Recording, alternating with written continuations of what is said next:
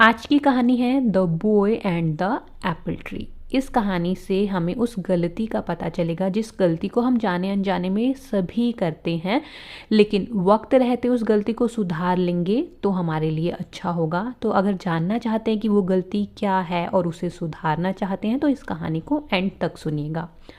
A long time ago, बहुत पहले, बहुत पुराने समय की बात है। There was a huge apple tree, एक बहुत बड़ा विशाल सेब का पेड़ था। ए लिटल बॉय, एक छोटा लड़का, लव्ड टू कम, उसे पसंद आता था वहाँ पे आना, एंड प्ले अराउंड इट, और उस पेड़ के चारों तरफ खेलना उसे पसंद आता था। वो उसे इस काम को पसंद करता था, उसे अच्छा लगता था ये करना कि उस पेड़ के चारों तरफ खेलना एवरी डे, हर दिन। He climbed to the tree top, वो ट्री टॉप मतलब पेड़ का सबसे ऊपरी हिस्सा, उस पर चढ़ जाता था। क्लाइम मतलब चढ़ना। एट द एप्पल्स, सेब खाता था। And took a nap, nap मतलब हमारी जो झपकी होती है, छोटी सी नींद की अगर हम बात करते हैं, छोटी सी झपकी लेता था। अंडर द शेडो, उस पेड़ की शेडो मतलब उस छाया के नीचे। ही लव्ड द ट्री, वो ट्री से, पेड़ से प्यार करता था। And the tree loved to play with him, और पेड़ को भी उस बच्चे के साथ खेलना पसंद आता था। टाइम वेंट बाय, इसका मतलब है समय बीत गया। Time went by, the little boy had grown up, जो छोटा लड़का था वो अब बड़ा हो गया। And he no longer played around the tree every day, no longer मतलब अब वो नहीं खेलता था, पेड़ के चारों तरफ रोज नहीं खेलता था। One day the boy came back to the tree, एक दिन क्या हुआ, वो लड़का था, केम बैक वापस आया ट्री के पास। एंड ही लुक्ड सैड, वो बहुत उदास दिखा। Come and play with me, आओ और मेरे साथ खेलो। The tree asked the boy, tree ने उस लड़के को बोला। I am no longer a kid, मैं अब एक छोटा बच्चा नहीं हूँ। I do not play around trees any more, any more मतलब अब और नहीं खेलता, मैं पेड़ के चारों तरफ नहीं खेलता, अब मैं कोई छोटा बच्चा नहीं हूँ। द बॉय रिप्लाइड, बॉय ने ऐसा रिप्लाई किया, ऐसा उत्तर दिया। आई वॉन्ट टॉयज, मुझे खिलौने चाहिए। I need money to buy them, और खिलौनों को खरीदने के लिए मुझे पैसा चाहिए। Sorry but I do not have money, मेरे पास पैसे तो नहीं हैं। ये बात किसने बोली? पेड़ ने बोली। But you can pick all the apples and sell them, लेकिन तुम क्या कर सकते हो, मेरे सारे एप्पल्स ले सकते हो और उनको बेच सकते हो। So you will have money, इससे क्या होगा, तुम्हें पैसे मिलेंगे। The boy was so excited, जो लड़का था वो बहुत रोमांचित हो गया। He grabbed all the apples, grab का मतलब वो क्या होता है, झपट्टे से किसी चीज़ को उठा लेना।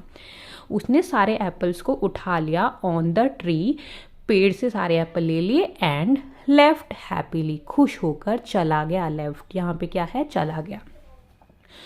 The boy never came back, फिर जो लड़का था वापस कभी नहीं आया। After he pick the apples, उन सेब को उठाने के बाद वो वापस कभी नहीं आया। द ट्री वॉज सैड, जो पेड़ था वो बहुत उदास था। One day the boy who now turned into a man, अब एक दिन क्या हुआ, वो लड़का जो अब मैन बन गया था, बड़ा हो गया था, रिटर्न्ड वापस आया। And the tree was excited, और उस लड़के को देखकर वो ट्री एक्साइटेड हो गया, खुश हो गया, रोमांचित हो गया। उस पेड़ ने फिर से बोला, कम एंड प्ले विद मी, आओ और मेरे साथ खेलो। द ट्री सेड, पेड़ ने ऐसा बोला, I do not have time to play, मेरे पास खेलने के लिए टाइम नहीं है। आई हैव टू वर्क, मुझे काम करना है। फॉर माई फैमिली, अपने परिवार के लिए। We need a house for shelter, हमें रहने के लिए एक घर चाहिए। कैन यू हेल्प मी, उस लड़के ने उस पेड़ से बोला, कैन यू हेल्प मी, क्या आप मेरी मदद कर सकते हो। सॉरी, मुझे माफ़ करना, but I do not have any house, मेरे पास कोई घर नहीं है। But you can chop of, chop of मतलब काट सकते हो, माई ब्रांचेस, मेरी शाखाओं को, टू बिल्ड योर हाउस, अपना घर बनाने के लिए तुम मेरी ब्रांचेस, मेरी शाखाओं को काट सकते हो।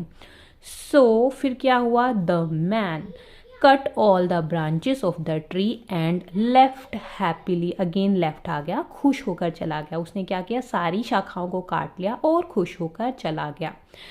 द ट्री वॉज ग्लैड, अब जो पेड़ था वो खुश था। टू सी हिम हैप्पी, वो उस बच्चे को देखकर खुश था। But the man never came back since then, लेकिन फिर दोबारा क्या हुआ, वो जो मैन था वो सारे की सारी ब्रांचेस लेके चला गया, लेकिन फिर से वापस नहीं आया काफ़ी दिनों तक। The tree was again lonely and sad, जो पेड़ था वो फिर से अकेला हो गया और उदास हो गया।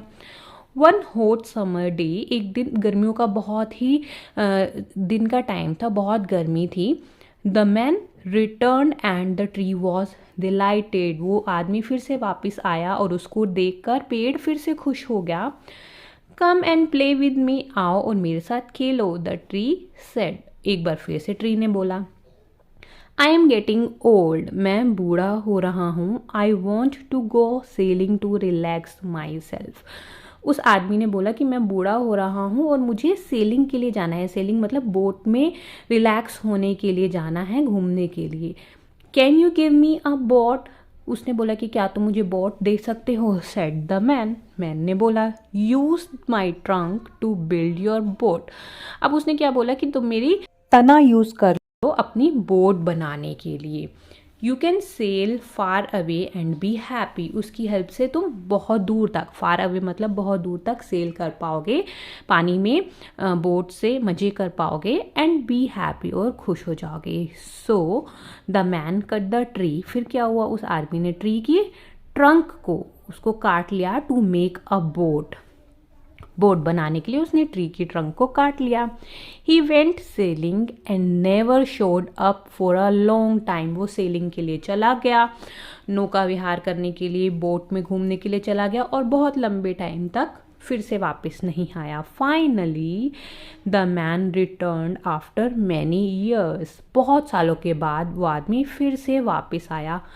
सॉरी माई बॉय, अब उस पेड़ ने बोला सॉरी, मुझे माफ़ करना मेरे बच्चे, but I do not have any thing for you, अब मेरे पास तो कुछ भी नहीं है तुम्हें देने के लिए, एनी मोर, और कुछ नहीं है मेरे पास।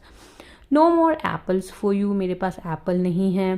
The tree said, no problem, कोई समस्या नहीं है। I do not have any teeth to bite, मेरे पास खाने के लिए दांत भी नहीं है। द मैन रिप्लाइड, उस आदमी ने कैसे जवाब दिया कि कोई बात नहीं, एप्पल नहीं है तो ना सही, मेरे पास अब एप्पल खाने के लिए दांत भी नहीं बचे हैं। वो ट्री ने आगे क्या बोला, no more trunk for you to climb, मेरे पास तो अब तुम मुझ पर चढ़ पाओ उसके लिए ट्रंक भी नहीं है। I am too old for that, मैं उसके लिए भी बहुत बूढ़ा हो गया हूँ अब। द मैन सैड, मैं अब ये भी नहीं कर सकता कि मैं तुम्हारे ट्रंक पे चढ़ पाऊँ, तो मैं उसके लिए भी बहुत बूढ़ा हो गया हूँ।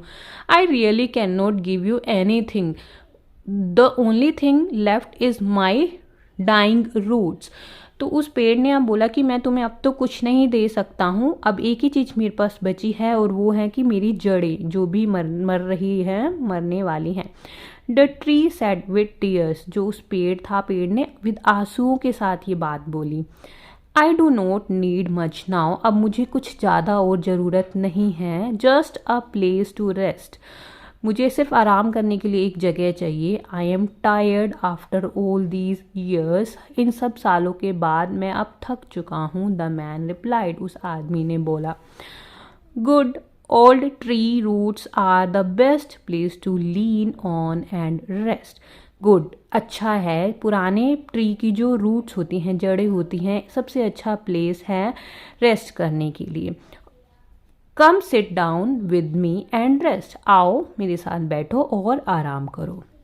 The man sat down and the tree was glad and smiled with tears, जो आदमी था बैठ गया और जो पेड़ था वो बहुत खुश था और खुशी के मारे उसकी आंखों से आंसू आ गए। Smiled with tears.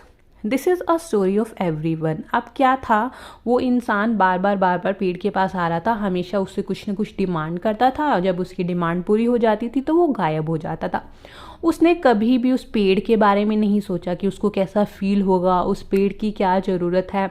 यही सब गलती है हम करते हैं। कब करते हैं? अपने पेरेंट्स के साथ, अपने माता पिता के साथ। This is story of everyone, ये हम सब की कहानी है। The tree is like our parents, जो पेड़ था वो हमारे माता पिता की तरह हैं। The tree is like our parents when we were young, जब हम यंग थे, जवान थे, छोटे थे, मतलब we loved to play with our mom and dad. छोटे बच्चे होते हैं ना, उनको बहुत अपने मम्मा पापा की अटेंशन चाहिए होती है, उनके साथ खेलना पसंद करते हैं, उनसे बातें करना पसंद करते हैं। व्हेन वी ग्रो अप, जब हम बड़े हुए, वी लीव दैम, हम उसे छोड़ देते हैं। Only come to them when we need something, उनके पास तभी वापस आते हैं जब हमें कुछ ना कुछ उनसे ज़रूरत होती है, कभी पैसे, कभी घर, कभी कार। तो अपनी डिमांड्स लेके उनके पास आते हैं। और when we are in trouble, या फिर जब हम किसी मुसीबत में होते हैं तो अपने माता पिता को याद करते हैं।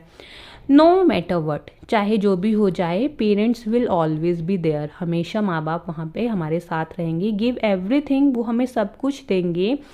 दे could just to make you happy, वो अब यहाँ पे क्या है, दे कुड मतलब वो जो भी तुम्हें दे सकते हैं वो सब देंगे तुम्हें खुश करने के लिए। You may think the boy is cruel to the tree, तुम्हें लगता होगा कि जो बॉय था वो ट्री के साथ बहुत ही उसने गलत व्यवहार किया, क्रूर व्यवहार किया। बट दैट इज़ हाउ, लेकिन हम ऐसा ही करते हैं। दैट इज़ हाउ, इसी तरीके से हम करते हैं। All of us treat our parents, अपने पेरेंट्स के साथ हम यही व्यवहार करते हैं जाने अनजाने में। हम अपनी लाइफ में व्यस्त हो जाते हैं, अपने करियर में व्यस्त हो जाते हैं, और अपने पेरेंट्स के पास हम तभी जाते हैं जब हमें ज़रूरत होती है। We take them for granted, हम उनको भूल जाते हैं, हम उनको, उनकी ज़रूरतों को, हम उनके साथ इस तरह से बिहेव करने लगते हैं कि इनके साथ तो सब चलता है। We don't appreciate all they do for us, वो सब कुछ जो भी हम करते हैं हम उसके लिए कभी भी उनको क्रेडिट नहीं देते, उनको अप्रिशिएट नहीं करते हैं। अनटिल इट्स टू लेट, जब तक कि बहुत देर हो जाए। और कई बार तो जब पेरेंट्स की डेथ हो जाती है उसके बाद हमें रियलाइज़ होता है कि हमने अपने माँ बाप के साथ टाइम स्पेंड नहीं किया, उनकी ज़रूरतों को पूरा नहीं किया। तो अगर आपके साथ भी ऐसा है, टाइम रहते ही अपनी इस गलती को सुधार लीजिएगा। अपने माँ बाप को टाइम देना उतना ही ज़रूरी है जितना अपने करियर पे फोकस करना और बाकी सारी चीज़ों पे फोकस करना। अगर स्टोरी अच्छी लगी तो इसको शेयर ज़रूर कीजिएगा, और आगे की इसी तरह की स्टोरी सुनने के लिए इस चैनल को फॉलो करें।